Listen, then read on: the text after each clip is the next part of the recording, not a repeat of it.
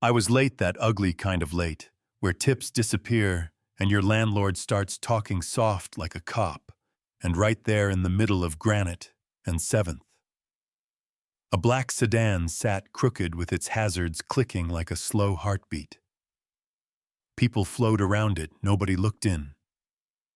You know what I mean? I almost didn't either, almost. Then I leaned to the glass, and a man in a suit stared back. Lips shaping one word, help. And all the sound of Harbor City fell away like someone turned a dial. I knocked, tried the handle, waved at a crosswalk full of folks in nice shoes. Somebody call 911. I said they stared like I was a street performance, and the blinkers kept counting down seconds he didn't have. My hands moved before my doubt could argue.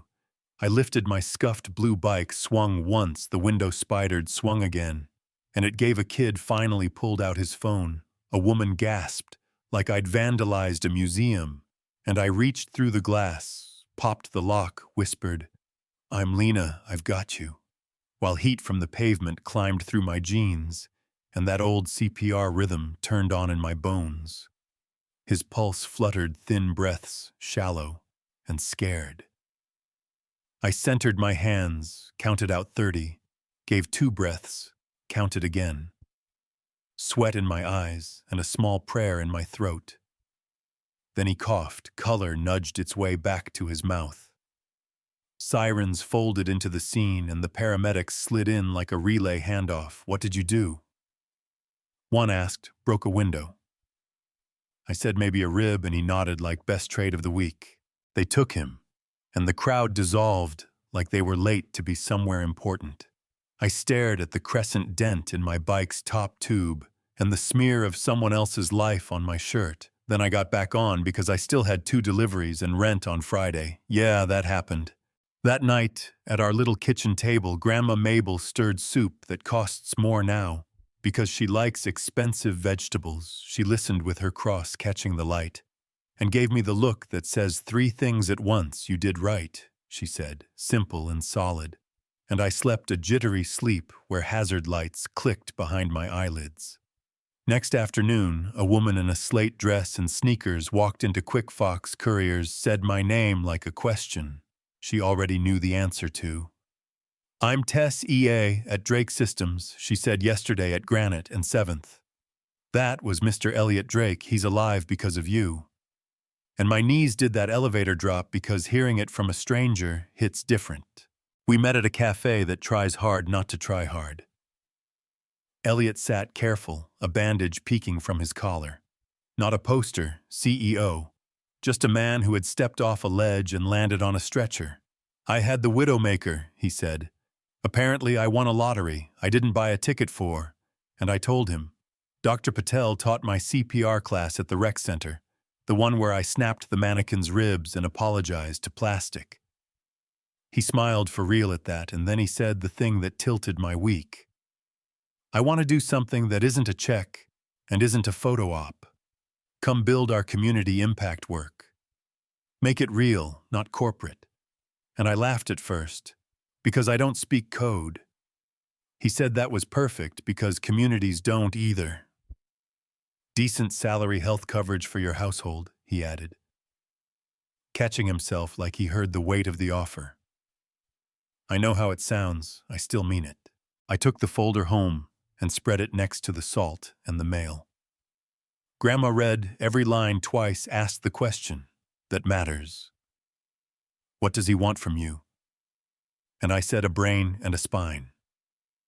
She tapped the paper, said, "I'm allowed to want survival and purpose at the same time. The world will push me to choose. Don't let it." So Monday, I took a badge photo where I look stunned and weirdly hopeful, and walked into a floor that didn't feel like a tech company at all, maps and clinic schedules, and a corkboard that said, "Don't forget interpreters." Sandra Ortiz shook my hand, like she'd been waiting for a missing tool.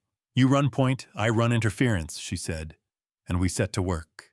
We built Saturday health fairs in school gyms where grandmas argued lovingly with nurses about salt. We did blood pressure checks in barbershops because men talked to barbers before doctors. We borrowed a church parking lot for a mobile dental van that made kids grin with complicated feelings. And every time Elliot showed up in rolled sleeves to carry tables or fold flyers like he was just another volunteer, part of me softened. And another part took notes, because power, pretending to be regular, can be a trick. You know, inside the office, the whispers grew, legs. A coordinator named Derek leaned against a copier one day. Must be nice to skip the line, he said, from bike to building in one swing. And I hated how defensive my voice got. I didn't skip the line, I built a door where there wasn't one. With a bike, he smirked like he'd scored a point. I smiled with all my teeth, told him he should try it sometime. Then someone leaked a story, with gloved hands and dirty nails, headline about favoritism and conflicts, and Cinderella with a corporate badge. My stomach hit the floor, but Sandra shut the conference room door and slid a legal pad at me. "We'll handle it with receipts," she said. "Patient-served vaccines, given cost per person, volunteer hours. You've got the numbers. I'll hire an outside auditor," and it steadied me like a hand on my back. Elliot came by my desk that night without a tie, and eyes that had read too many emails board called a special meeting, he said, because of us, and that word us lit something tender and dangerous in me. I told him to transfer me if it calmed the room. He shook his head. "The optics aren't the mission is the mission. The optics will have to keep up. I wasn't in the boardroom, but I can paint it for you. Chilled air, polished wood, a line of faces trained to keep markets happy." Conrad Hale said, the quiet part with a napkin smile. "We are not a clinic, Elliot. We sell systems. Gratitude is not a business model." And Elliot didn't raise his voice. "Profit and decency can share a table," he said, slid the audit across the glass. "Cost per person is 30% lower than benchmark. ER visits in our zip codes are down. Recruiting is easier because people like working. Where the work matters and—" Hale asked about me like he was ordering dessert, Elliot said. "He invited me to dinner once and I told him to slow down. We're careful adults in a messy world. And no, I would not be reassigned because I'm exceptional, not because I'm his." It wasn't a movie, no slow clap, but the vote of confidence passed close enough you could feel the breeze. And when he met me downstairs, he handed me banana bread from a stress bake. "Yeah, that's a thing now." And we sat on a concrete planter and exhaled like we'd been holding a cinder block between us. The next day, the audit landed with charts and footnotes, and an appendix of patient quotes that read like a choir. I printed a few and taped them by the coffee machine because sometimes you have to turn the volume up on the good. Derek walked by and pretended not to read them, which is still reading. From there, the work got louder. In the way that matters not with press releases, but with folding chairs and clipboards we hired from the neighborhoods we served, paid decent, trained hard. Elliot kept showing up early and leaving late like he had something to prove to the version of himself who once believed market share was the whole point. An older woman squeezed my hand after a screening and said, "Baby, I want to see my grandson graduate. And this number says maybe I will." And that sentence sat in my chest like a small sun. People still wrote op-eds. One called me a symbol of soft corruption, which is hilarious. If you've ever seen my bank balance from last year. Hale cornered me in an elevator and said, "When this all goes south, he'll be there to say he told me so." I told him to swing by a clinic. We've got a station for blood pressure and another for assumptions. Doors opened, and I walked out first. Elliot and we found a rhythm that wasn't fireworks, more like two metronomes, slowly sinking coffee at 6:45 when the building hums awake, walks between floors that feel like truces with our inboxes. Post-event debriefs where we say the quiet mistakes out loud so we can do it better tomorrow. He keeps spare bowls at my place because his idea of dinner is cereal, and mine is also cereal. Grandma tastes his omelet and says he's good at many things, And we all laugh because love is allowed to be ridiculous on the way to serious. The twist you're waiting for isn't some rooftop ring. It was a Tuesday on a service dock after flu shots and form stickers.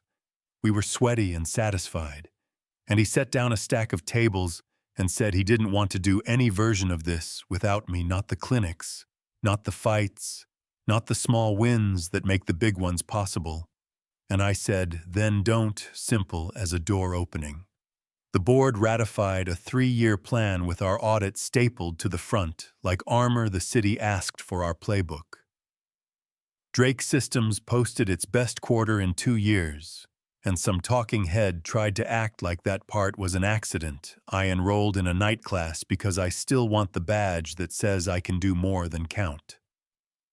Grandma moved her mystery novels into my spare room and leaves on a strawberry-shaped light when I come home late, which is my favorite kind of wealth. And yet, there's always an and yet. People still debate whether merit counts when the world is watching, whether breaking a window makes you reckless or brave, whether leaders can love someone who challenges them at work without everything getting messy. And I don't have a neat answer except this.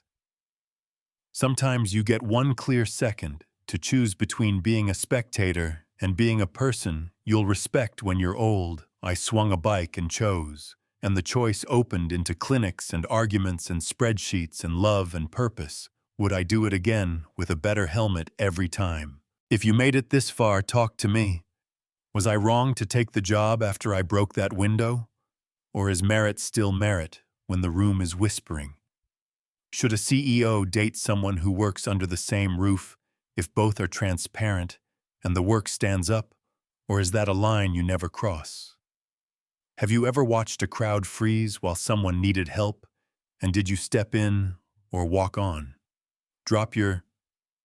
Take your story, your disagreement. I'll read them all, and hey, go learn CPR because one day, the only difference between a headline and a heartbeat might be you.